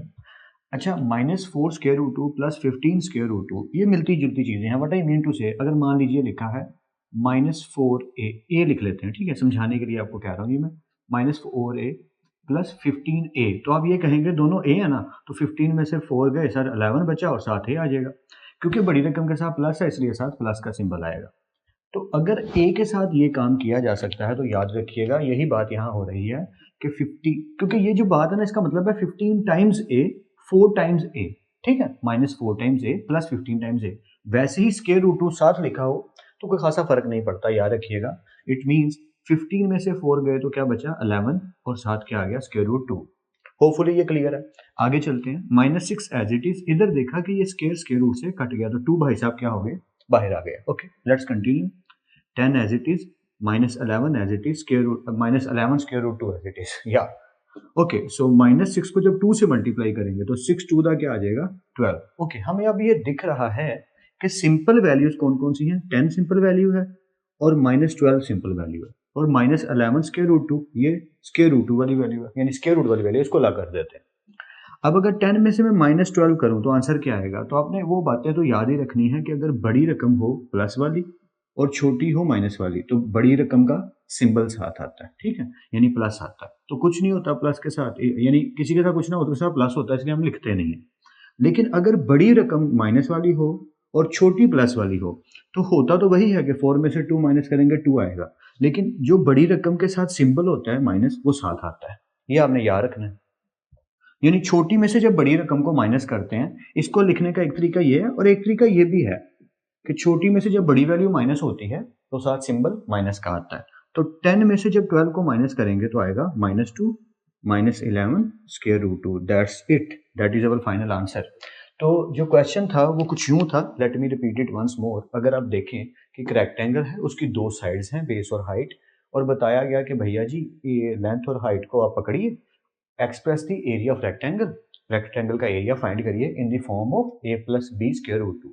ये देखिए वही वाली फॉर्म आपको दिख रही है, a की जगह लिखा है -2 और b की जगह लिखा है -11 स्क्वायर रूट 2। अगर कोई कहे कि सर माइनस को अगर हमने यहाँ से बाहर निकालना है तो हम क्या कर सकते हैं, बहुत ईजी बात है, माइनस कॉमन ले लीजिए, ये हो जाएगा 2 minus minus plus 11 square root 2 लीजिए, माइनस अगर कॉमन लेंगे तो ये चीज इस तरीके से इस चीज में शिफ्ट हो जाएगी। That's our final answer.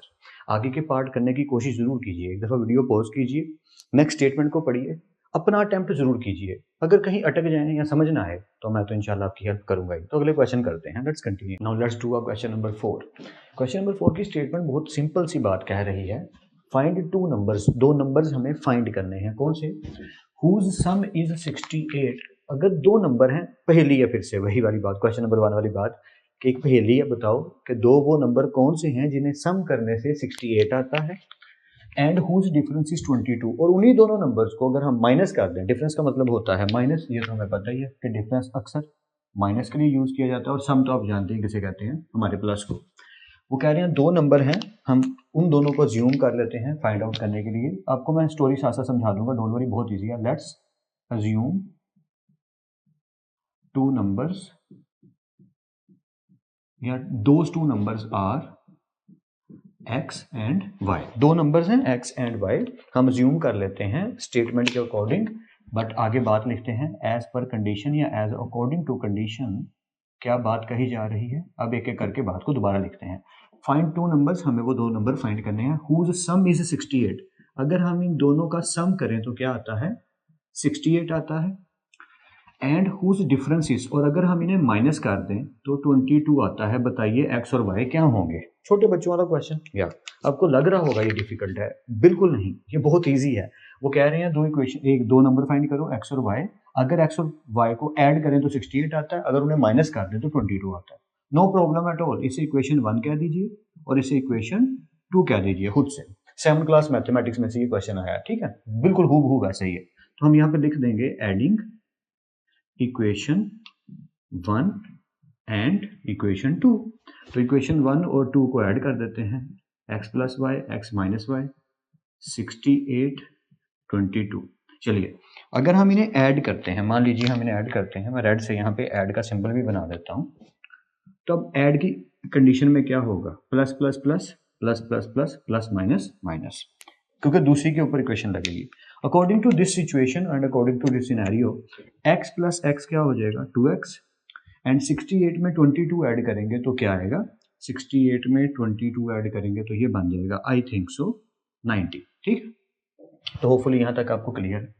According to this 90 उधर ही रहा, 2 मल्टीप्लाई हो रहा है तो इधर आके क्या हो जाएगा डिवाइड। तो हम जब डिवाइड करेंगे तो 245 द 90, वो आप डिवाइड भी कर सकते हैं, तो ये आ गया 45 आपका x का आंसर। अब आप कहेंगे सर एक तो चीज निकल आई, x निकला है, y कैसे निकाले। फिर 7th क्लास मैथमेटिक्स से हेल्प ले लेते हैं थोड़ी सी, काम आसान हो जाएगा। वहां क्या होता था, पुट, जब एक इक्वेशन निकल आती थी तो हम, यानी एक आंसर निकल आता था तो हम उसको किसी में भी पुट कर देते थे। मान लीजिए फर्स्ट में या 2 में, जिसमें आपका दिल करे आप पुट कर दीजिए। आसान करना है, मुश्किल करना है, that is entirely up to you. तो मैं फर्स्ट में पुट कर देता हूँ, put x is equal to 45 in equation 1।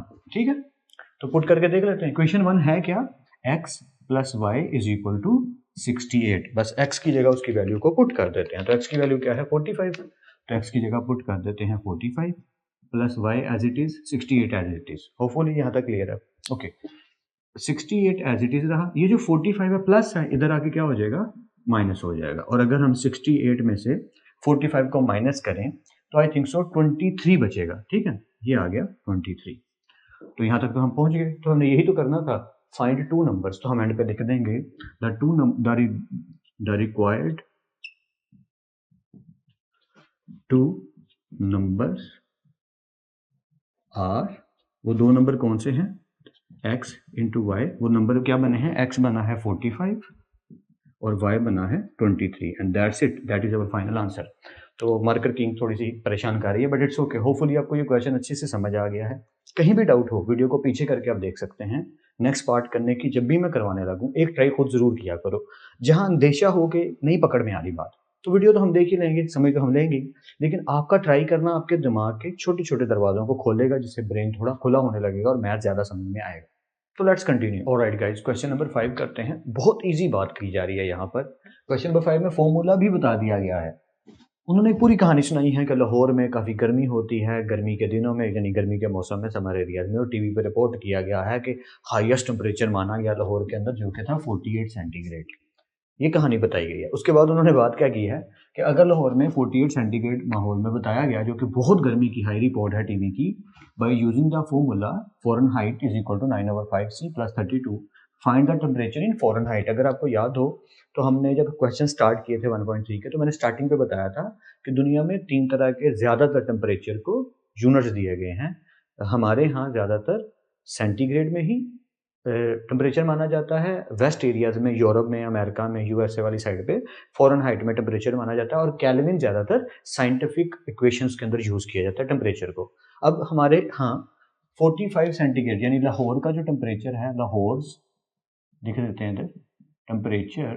वैसे इसको इतना लिखने की जरूरत नहीं है, सीधा सीधा क्वेश्चन किया जा सकता है। That is 48 centigrade. अब ये सेंटीग्रेड में है तो हम इसे फ़ारेनहाइट में अगर कन्वर्ट करना चाहते हैं तो हमें फॉर्मूला पता होना चाहिए, जो कि उन्होंने खुद ही बता दिया, as Fahrenheit is equal to 9/5 centigrade plus 32। यानी वो ये कह रहे हैं कि अगर आप यहाँ पे फॉर्मूला में जहाँ सी लिखा है वहां पे आप सिर्फ इसकी वैल्यू पुट कर दें तो आपका आंसर कैलकुलेट करके आ जाएगा, विच इज क्वाइट ईजी। यहाँ करके देख लीजिए। इसको सिंपल वे में करते हैं, चलिए 9/5 कुछ नहीं होता तो मल्टीप्लाई होता है, मल्टीप्लाई सी, हमारे पास सी की वैल्यू क्या है जी 48 हमारे पास वैल्यू, ओके, प्लस 32। बस इसको सिंपली सिंप्लीफाई कर लीजिए, सिंपल सिंप्लीफाई कर लीजिए। या एक तरीका तो यह है कि मैं इसको 9 से मल्टीप्लाई करके 5 पे डिवाइड करूं, वो भी ठीक है। और एक तरीका ये कि मैं 48 को पहले 5 पे डिवाइड कर दूं, तो मैं 48 को 5 पे डिवाइड करूं तो आंसर आता है 9.6। You can do that. अगर मैं इनको डिवाइड करूं तो आता है 9.6। प्लस 32 अपनी जगह पे, जब तक ये सॉल्व नहीं होते हम प्लस 32 नहीं करेंगे, ये याद रखिएगा, ठीक है। ओके, सो 9.6 को 9 से मल्टीप्लाई करेंगे, अगर 9.6 को 9 से मल्टीप्लाई करेंगे तो आएगा 86.4। तो मैं वहाँ यहाँ पे लिख देता हूँ 86.4 एंड प्लस 32। आगे वाली बात तो बहुत इजी है, लेकिन हम कोई गलती नहीं करते, हम कैलकुलेटर से पूछ लेते हैं कि भैया जी फाइनल आंसर क्या आ रहा है, और कैलकुलेटर ने बता दिया कि 118.4 इज योर फाइनल आंसर, ठीक है। तो ये हमने कैलकुलेटर से फाइनल आंसर निकाल लिया, जो कि बहुत इजी क्वेश्चन है। Let me repeat it once more for you. 48 centigrade हमारे यहाँ का एरिया, पाकिस्तान, हिंदुस्तान, अफगानिस्तान, बांग्लादेश, इन एरियाज में सेंटीग्रेड में माना जाता है टेम्परेचर को। तो 48 सेंटीग्रेड टेम्परेचर है। अगर हम इसे फ़ारेनहाइट में लिखना चाहें तो कैसे लिखेंगे? हमें फॉर्मूला पता है कि 9/5 सी प्लस 32।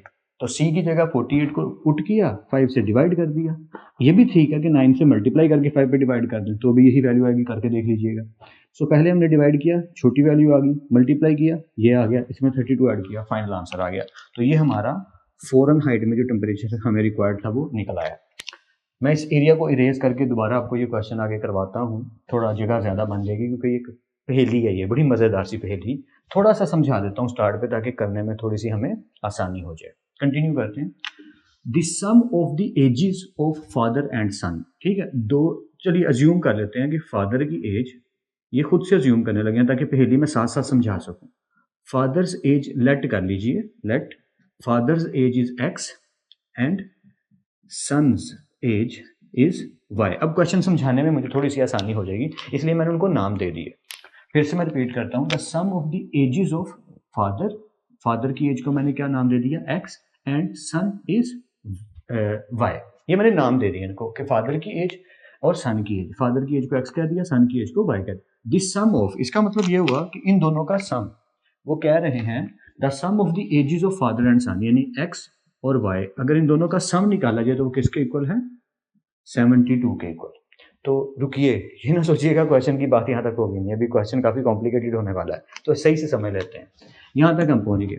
वो कह रहे हैं अगर फादर की एज और सन की एज को ऐड किया जाए तो क्या बनता है जी, 72 बनता है। ओके, आगे क्या बात करते हैं। 6 years ago, 6 साल पहले, यानी कि दोनों की एज में से 6 साल में पहले निकाल दो। तो एक काम करते हैं, ये भी लिख लेते हैं, 6 years ago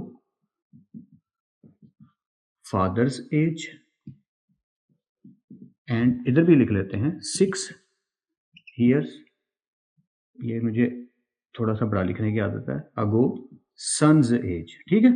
6 साल पहले फादर की एज और 6 साल पहले सन की एज क्या होगी। तो बड़ा सिंपल तरीका है यार ये। आप क्या करें, फादर की एज एक्स है तो एक्स माइनस 6, सन की एज वाई है तो वाई माइनस 6। तो ये हो गया हमारा 6 year ago the father's age was. अब आगे बात करते हैं स्टोरी की। तो मैं ये एरिया थोड़ा सा इरेज कर दूं ताकि आपको क्वेश्चन समझा सकूं। आई थिंक 5 तो आपको समझ आ गया। कहीं किसी को डाउट हो तो वीडियो को पीछे करके तो वो देख ही सकता है, और वीडियो पॉज करके आपने स्क्रीनशॉट या नोट तो कर ही लिया होगा। तो मैं 5 पूरा ही इरेज कर देता हूँ ताकि जगह खुल के बन सके और हम क्वेश्चन भी आराम से समझ के कर सकें। ऑलराइट, यहाँ तक हमने सिर्फ तमहीद बांधी है, स्टोरी का एक आइडिया लिया है, ट्रेलर देखा है, मूवी अभी शुरू होगी। मैं फिर से रिपीट कर देता हूँ, the sum of ages of father and son, X and Y दोनों के नेम दे दिए, फादर की एज को एक्स कह दिया, सन की एज को वाई कह दिया। उन्होंने कहा सम ऑफ, दोनों का सम ले तो 72 आता है। यहाँ तक बात हो गई। फिर कहा 6 years ago, 6 साल पहले, सन की फादर की एज क्या होगी, एक्स माइनस 6, और सन की एज क्या होगी, वाई माइनस 6। ओके, अब यहाँ से जो स्टोरी शुरू होती है ये हमने सही से समझनी है, ये एरिया, ठीक है। क्वेश्चन इसी के अंदर है। 6 years ago, ये हमने लिख लिया, the father's age was 2 times the age of son. ये देखिए, father's age was 2 times son's age, और ये दोनों कौन सी हैं? बिफोर 6 ईयर्स वाली, बिफोर 6 ईयर्स वाली कंडीशन। मैं फिर से रिपीट कर देता हूं अपनी बात को। देखिए, वो कह रहे हैं 6 ईयर्स अगो, 6 साल पहले, बिफोर 6 ईयर्स अगो, 6 साल पहले, the father's age was 2 times the age of son, 2 times the age of son. तो 6 साल पहले वाली यानी ये वाली कंडीशन लगेगी, 6 ईयर्स अगो वाली लगेगी, यानी हम फादर्स की एज की जगह पे लिख देंगे x माइनस 6, 2 टाइम्स अपनी जगह पे है, और सन की एज की जगह लिख देंगे y माइनस 6। तो इक्वेशन बनानी आई थिंक सो आपको समझ आ रही है, क्योंकि अगर आपको ये बनानी आ गई तो क्वेश्चन तो आपके लिए कोई चीज ही नहीं है, बहुत आराम से आप कर लेंगे, जीनियस हैं आप, आराम से हो जाएगा, समझना है बस। ओके, क्वेश्चन पे आते हैं। 6 years ago father's age was 2 times the son's age। करना क्या है? What was the son's age 6 years ago? या हमें सन की एज फाइंड करनी है 6 साल पहले, यानी y माइनस 6 का आंसर निकालना है। हम दोनों निकाल लेंगे, डोंट वरी। इसका मतलब ये हुआ कि अगर हमें x और y का आंसर मिल जाए तो हम बता सकते हैं कि 6 साल पहले सन की एज क्या थी और फादर की एज क्या थी। हम दोनों की एज बता सकते हैं, हालांकि उसने सिर्फ एक ही की एज पूछी है।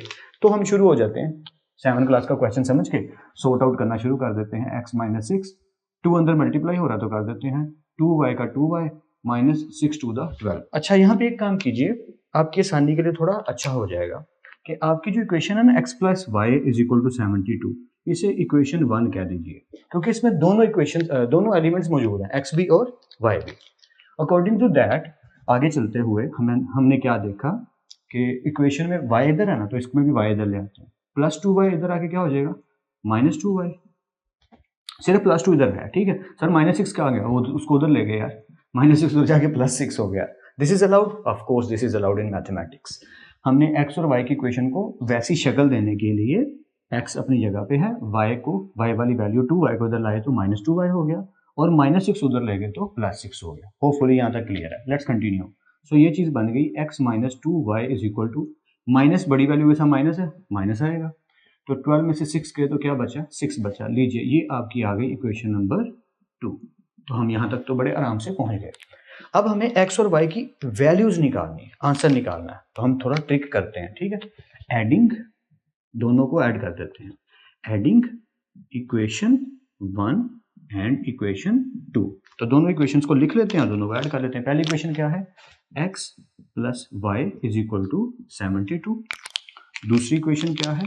x minus 2y is equal to minus 6। और हम ये जानते हैं कि एडिशन का मतलब क्या है? एडिशन का मतलब है जिसके साथ कुछ नहीं होता उसके साथ plus, plus minus, minus plus minus minus.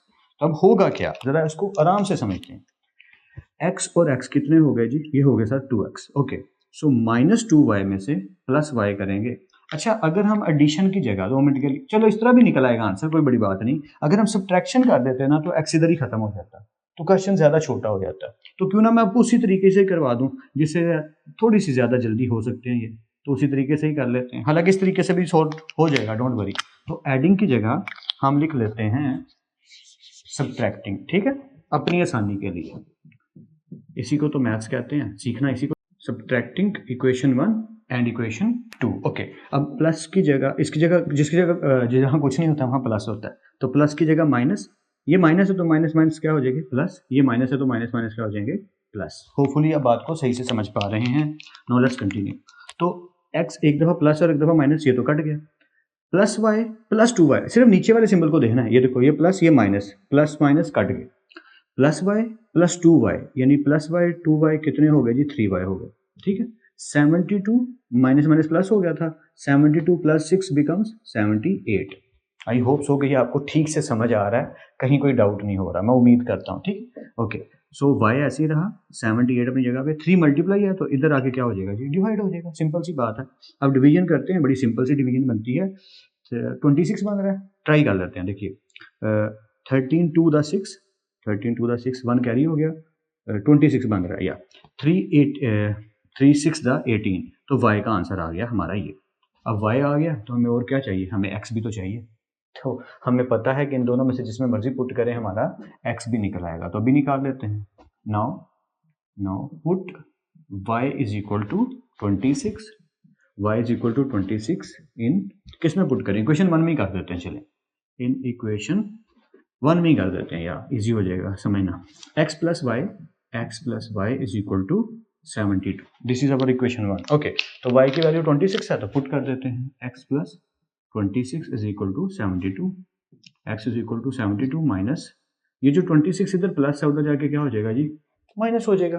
Simple सी बात है कि उधर गया तो माइनस हो गया। ओके, अब 72 में से माइनस करेंगे अगर हम 26 तो क्या बचता है, 46 आ जाएगा। ये मेरा तरीका है, आपको जैसे इजी लगे आप उस तरीके से कर लीजिएगा। इसके बाद हम क्या करेंगे कि हमने देखा कि क्वेश्चन ये था कि 6 years ago the father's age was 2 times the age of son, ये तो हमने कर लिया, चीज कर ली सारी।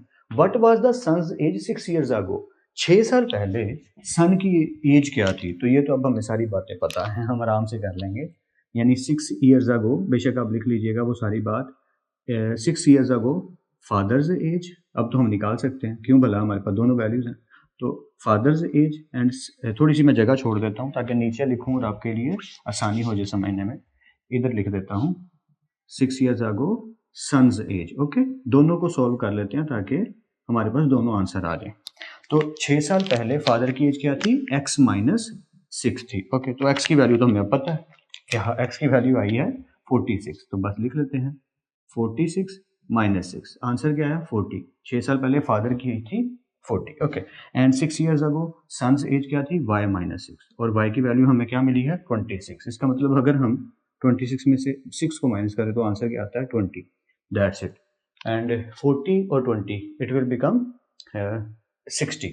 तो बताना वो ये चाह रहे हैं कि 6 साल पहले उन दोनों की जो उम्रें हैं वो दोनों को मिला के 60 साल थी और अब दोनों की उम्रें क्या हो गई हैं 72। तो कैसे प्रूफ करें कि ये बात सही कह रहा है, बड़ा इजी तरीके। 6 साल पहले 40 साल उम्र थी अंकल की, एक अंकल हैं, ऐसे समझ लेते हैं, ठीक है। आपको वैसे आंसर तो ये निकल आए हैं लेकिन मैं सिर्फ समझाने के लिए कह रहा हूँ। ये अंकल हैं बड़े सारे, हाँ बस मेरी ड्राइंग के लिए माजरत, और ये उनके सन हैं थोड़े से छोटे।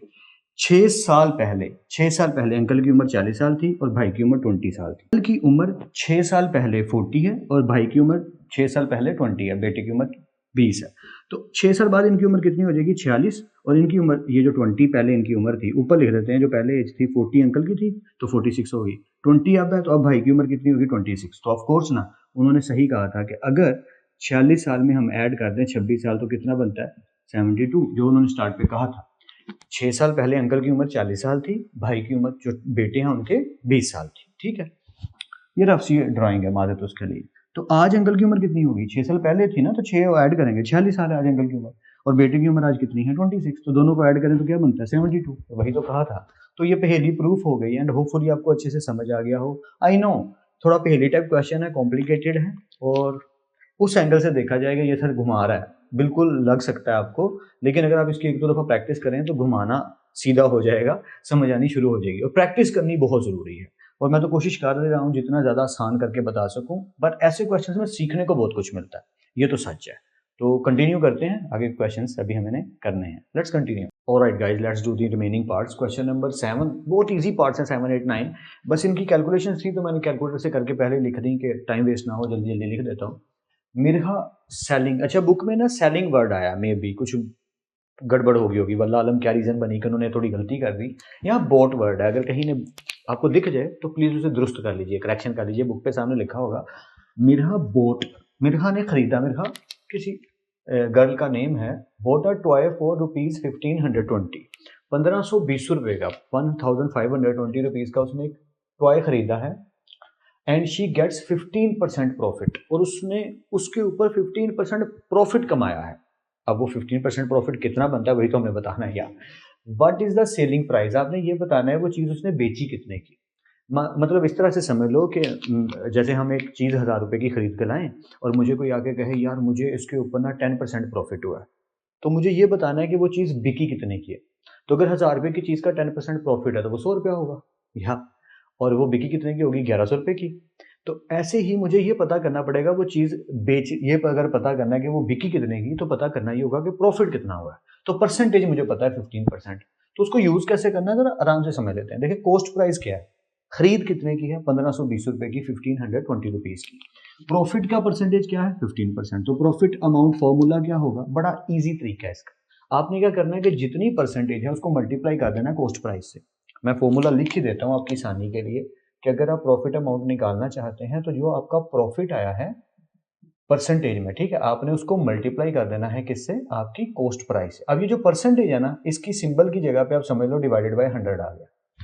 ये फॉर्मूले का लिखने का तरीका होता है कि परसेंटेज की जगह का मतलब है 1/100, तो उसकी जगह समझो 1/100 आ गया, यानी प्रॉफिट जो भी आया आपका परसेंटेज में, मैं फिर से रिपीट कर रहा हूँ, परसेंटेज में, उसकी जगह आपने प्रॉफिट परसेंटेज वाली वैल्यू लिख देनी है जो कि 15 है, और नीचे आ जाएगा 100 और मल्टीप्लाई कर देना जो आपकी कॉस्ट प्राइस है।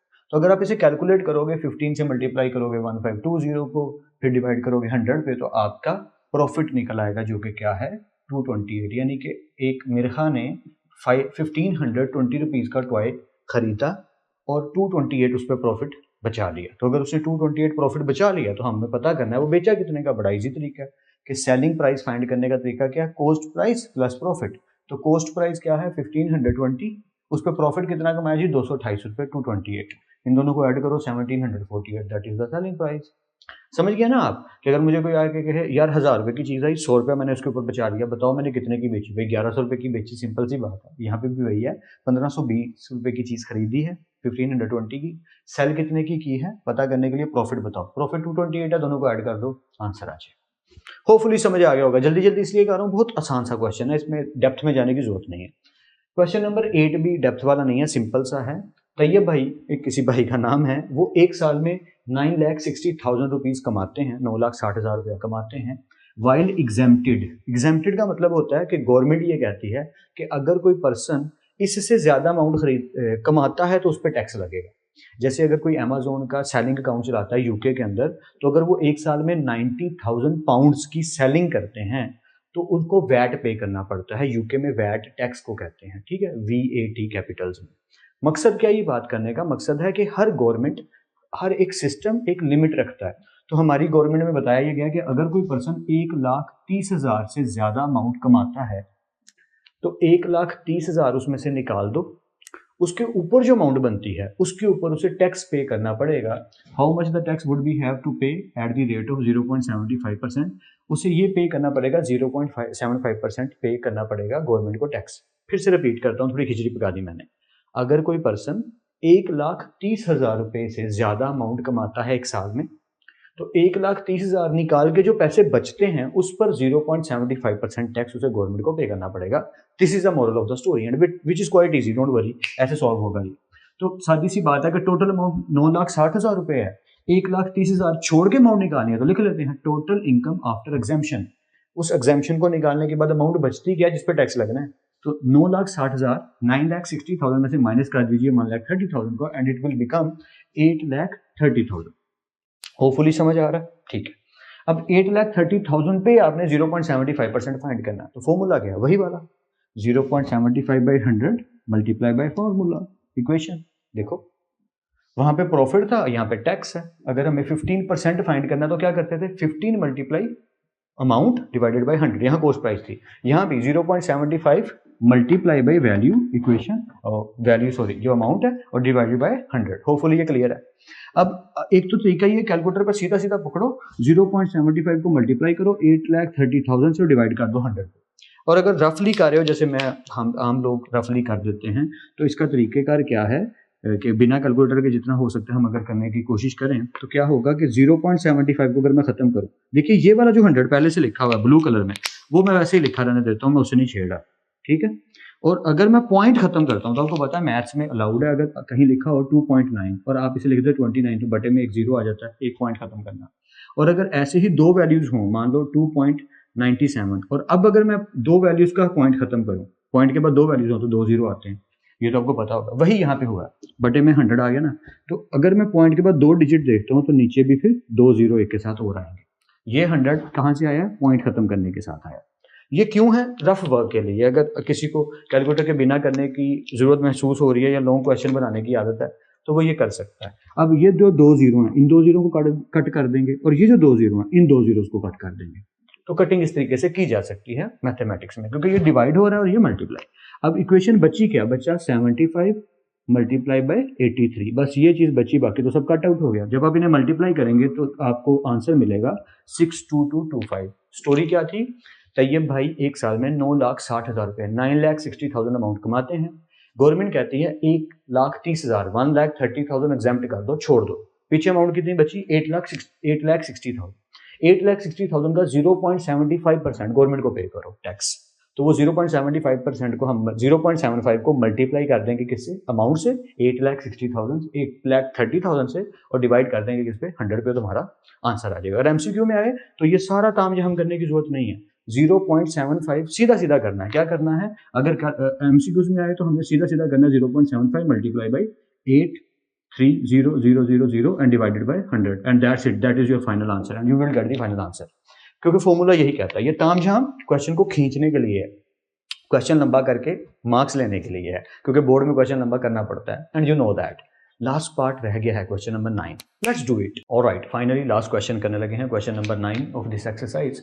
Find the compound markup. Compound markup क्या होता है मैं थोड़ी डिटेल में जाऊंगा, डोंट वरी, अच्छे से समझ आएगा आपको, लेकिन पहले क्वेश्चन समझ लेते हैं। क्वेश्चन क्या है? On ₹3,75,000 for 1 year at rate of 14%। देखिए, बैंक से जब आप कोई लोन लेते हैं, जिसे इस्लाम में हराम दिया गया है, करार दे दिया गया है इस्लाम में कि ये हराम है, क्योंकि आप पैसे के बदले ऊपर पैसे देने लगे हो। लेकिन हमारा बैंकिंग सिस्टम चल कैसे रहा है, उसकी थोड़ी सी इन्फॉर्मेशन तो आपको होनी चाहिए। और क्यों हराम है, ये एक लंबी डिबेट है, जिस पर फिर कभी ज़िंदगी में मौका मिला तो मैं ज़रूर एक्सप्लेन करूंगा। लेकिन हाँ, उसके पीछे वैलिड रीज़न है हराम करार देने के पीछे। लेकिन बैंकिंग सिस्टम काम ही ऐसे कर रहा है, तो उसको क्वेश्चन को तो हमें करना ही पड़ेगा ना, कि कंपाउंड मार्कअप जी क्या होता है। कंपाउंड मार्कअप ये होता है कि आप बैंक से एक अमाउंट लोन लेते हैं और बैंक ये कहता है कि आप कितनी देर के लिए ले रहे हैं, हम उनको साल बताते हैं। अब ये क्वेश्चन इजी ही सिर्फ इसलिए हो गया क्योंकि यहाँ पे 1 ईयर आ गया। अगर 1 ईयर ना होता तो स्टोरी बिल्कुल चेंज हो जाती, फॉर्मूला थोड़ा चेंज हो जाता। तो कंपाउंड मार्कअप का फॉर्मूला है कि आप जो अमाउंट ले रहे हैं उसे प्रिंसिपल अमाउंट कहते हैं। कि मैंने बैंक से 10 लाख रुपया लोन लिया तो मेरा प्रिंसिपल अमाउंट क्या कहलाएगा? 10 लाख रुपया। कितनी देर के लिए लिया उसे टाइम कहते हैं, टी। और फिर आती है रेशो, यानी हम मैं किस रेशो पे ले रहा हूँ। बैंक मुझे पहले ही बता देता है कि हम 14% ऊपर लेंगे। आपने हिंदी फिल्मों में अक्सर एक लाइन सुनी होगी, इतने ब्याज पर इतना कर्जा उठाया। ब्याज मतलब सूद उर्दू में अगर कहा जाए, यानी कि कितने परसेंट हम ऊपर सूद लेंगे, अगर साफ सीधे लफ्जों में कहा जाए तो बात यह है कि आप बैंक से जो प्रिंसिपल अमाउंट, यहाँ पे पी का मतलब है, P is actually showing the principal amount. और अगर आप पेपर में क्वेश्चन को लंबा खींचना चाहते हैं तो ऐसे लिख लें तो ज्यादा अच्छा है। Principal amount will be the 3,75,000 what is the time? Time is equal to 1 year. ये फॉर्मूले क्वेश्चन को लंबा खींचने के लिए बता रहा हूँ बस, ठीक है। उसके बाद the ratio will be applied on your amount is 14%, that's it. अब इसके बाद ये क्वेश्चन हम करेंगे कि कंपाउंड मार्कअप का जो फॉर्मूला होता है वो होता है कि हमारी जो प्रिंसिपल अमाउंट है उसे मल्टीप्लाई कर दीजिए हमारे टाइम से और मल्टीप्लाई कर दीजिए रेशो से। तो वही करने लगे हैं, principal amount multiply time 1 year multiply ratio, ratio means 14%। Ratio हमारी 14%। और जैसे मैंने आपको कहा था कि परसेंटेज की जगह पे हम नीचे क्या लगा देते हैं? Divided by 100। ये लिखने का एक वे है, तरीकेकार है कि 14% की जगह पे आपने 14 लिखा और परसेंटेज की जगह डिवाइडेड बाय 100 लिख दिया। ओके, वही बात अगर सिंपल तरीके से करने लगे हैं तो 2 zeros को कट कर देंगे, बचेगा क्या? 3750 मल्टीप्लाई 14 1 द 14, इनको मल्टीप्लाई करेंगे तो आपका आंसर आएगा 52,500। वैसे अगर शॉर्ट फॉर्म में एमसीक्यू में क्वेश्चन आ जाए इस तरह का तो बहुत इजी वे है। आपने क्या करना है, आपने 3,75,000 को मल्टीप्लाई कर देना है 14 से और डिवाइड कर देना है 100 पे, सीधा सीधा 3,70,000। अगर मुझे एमसीक्यू में ये क्वेश्चन आए तो मैं इसको सीधा सीधा करूंगा ऐसे, ठीक है, कोई जद्दोजहद में नहीं पढ़ूंगा और मुझे यकीन है कि होपफुली ये डायरेक्ट आंसर आ जाएगा। पॉइंट क्या था कि 3,75,000 रुपये बैंक से लोन लिए और ऊपर कितने देने पड़ेंगे एक साल बाद? 52,500 अगर 14% की रेशियो लगती है तो ये चीज़ बताई जाती है कि इस्लाम में इसकी कोई वैल्यू या वजूद नहीं है, सूद है, हराम है, नहीं करना चाहिए। क्यों कैसे मैंने कहा, आज टॉपिक भी नहीं है, टाइम भी नहीं है, बस समझाना था कि हमारा बैंकिंग सिस्टम कुछ यूँ काम करता है। तो होपफुली आपको अच्छे से समझ आ गया हो। हाँ, एक चीज़ बतानी जरूरी है, आपने ये बैंक को इकट्ठे नहीं देने होते, आपने 12 माह में देने होते हैं। तो मंथली बेसिस पे इसको 12 पे डिवाइड कर दिया जाता है आपकी प्रिंसिपल अमाउंट के साथ बना मिला के, तो वो किस्तें बन जाती हैं कि इसको भी अमाउंट को पकड़ो, प्रिंसिपल अमाउंट को पकड़ो, आपका जो कंपाउंड मार्कअप निकला है उसको पकड़ो, इन दोनों को ऐड कर दो, यानी 3,75,000 में ऐड कर दो 52,500, वो जो अमाउंट बनेगी उसे डिवाइडेड बाय 12 कर देंगे तो आपकी पर मंथ की इंस्टॉलमेंट निकल आए। ये तरीका है बैंकिंग के काम करने का। तो होपफुली मैंने आपकी कुछ ना कुछ हेल्प ज़रूर कर दी है इस एक्सरसाइज को समझने में। इसमें ज़्यादा सीखने वाले हैं क्वेश्चंस, रट्टा वाला काम कम है। तो होपफुली आप इसको प्रैक्टिस करेंगे, मैं उम्मीद करता हूँ, और आप ज़्यादा से ज़्यादा मैथ्स को सीखेंगे। वीडियो को पॉज़ करके स्क्रीनशॉट भी ले सकते हैं, नोट भी कर लीजिएगा और प्रैक्टिस ज़रूर कीजिएगा। और कहीं समझ ना आई हो तो वीडियो को पीछे करके देखिए। फिर मिलते हैं नेक्स्ट लेक्चर में। तब तक अपना और अपने घर वालों का बहुत ख्याल रखिएगा। खुदा आप सबको बेहद खुश रखे, बहुत कामयाब करे। खूब मेहनत करते रहिए लेकिन स्मार्ट वर्क के साथ। अल्लाह हाफ़िज़ क्लास।